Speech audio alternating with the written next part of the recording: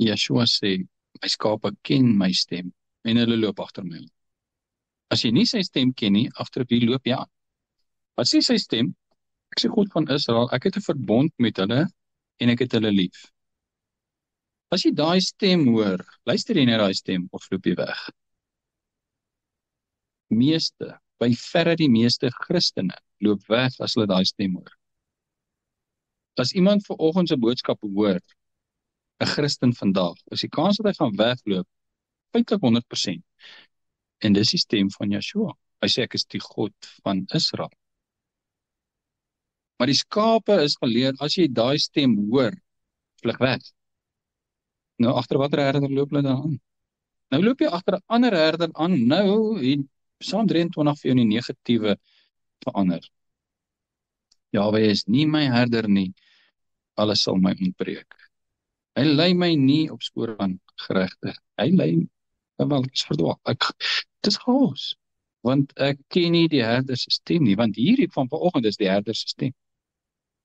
Hoe weet ek dit? Ek lees dit in die Bybel. En as iemand sê, ja, maar die Nuwe Testament, ons gaan daar uitkom. Die herder het ook gepraat in die paradys en gesê, moenie van daai boom eet nie. En die Satan het gesê, maar dis nie die stem van die herder nie. En Adam het hom geglo. En Adam het agter die Satan aangeloop, want die Satan het gesê, ek is die herder. En Adam het hom geglo. Adam was nie van nature geneig tot die sonde nie, want hy het nog nooit sonde gedoen nie. Hy was in die heerlikheid van God geskape en die Satan het hom bedrieg. En ons dink vandag die Satan kan ons nie bedrieg nie. Openbaring sê, en die hele wêreld het agter die dier aangeloop en die dier aanbid en hulle het die draak aanbid. Die hele wêreld.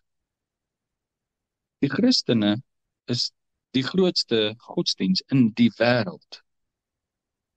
Dis meer as die moslims, groter as die Hindus, groter as wat ook al, dit is die meeste. Persentasie bewys sê nou maar 25% van die wêreldsbevolking. En dan sê Openbaring, en die hele wêreld, behalwe die 25% Christene het agter die dier aangeloop. Die hele wêreld het agter die dier aangeloop. Die Christene loop agter die dier aan. En dan bid die dier en dan bid die draak, want hulle dink dit is die herder. Ons ken nie die herder se stem nie. Ons loop agter iemand anders aan en ons dink is die herder. Hoekom doen ons dit? Ons is skape. Ons is dom. Jy moet wakker word. Waar loop hierdie herder met jou? In die dood in. Jy kan net sien op grond van dit, hoe belangrik is dit om vir jouself 'n keuse te maak. Terwille van myself. Ek kan nie hierdie evangelie glo nie, want my familie gaan nie van my hou nie. Nou loop ek agter 'n vreemde herder aan, maar ek weet die vreemde herder lei my na die dood. Dis 'n weg wat vir mense reg lyk, maar aan die einde daarvan is die weë van die dood. Ek weet dit. Want die herder is die God van Israel. Maar ek kan nie in hierdie tyd wat ons leef die God van Israel aanbid nie, want niemand dit nie. En dan kom ons op die punt wat ons sien, maar dit maak nie saak wat die ander doen nie. Dit maak nie saak. Wat doen ek? Kan ek doen wat Adam gedoen het? Luister om Adam. Of gaan ek doen wat Abraham gedoen het? Nou is die vraag, nou wat moet ek doen om Jahwe te ken? Want baie mense sal sê, maar hoe weet jy's reg? Dit is irrelevant wie is reg. Dis jy en die Almagtige. As jy onseker is, as jy deel is van oorlewering, ek glo maar wat almal glo, ek is in hierdie beweging, ek is in hierdie kerk, ek glo dit, en jy gaan na Vader toe en jy sê, Vader, ek wil U ken vir wie U is. As ek reg is in wat ek glo, versterk dit, wys dit vir my, maak dit vir my vas. As dit nie is nie, lei my na U waarheid toe. En ek sal jou 'n waarborg gee, maar ek hoef nie ek te wees nie. Vader gee jou die waarborg. Hy sal dit doen. Dis al wat jy moet doen. Sê Vader, ek begeer om U waarheid te ken. Ek wil U ken vir wie U is, al is dit vir my vreemd. Ek is dalk besig om 'n verkeerde herder te volg en ek sloof my lewe af vir hom, omdat ek eintlik U wil dien. Dalk is ek verkeerd, dalk dwaal ek.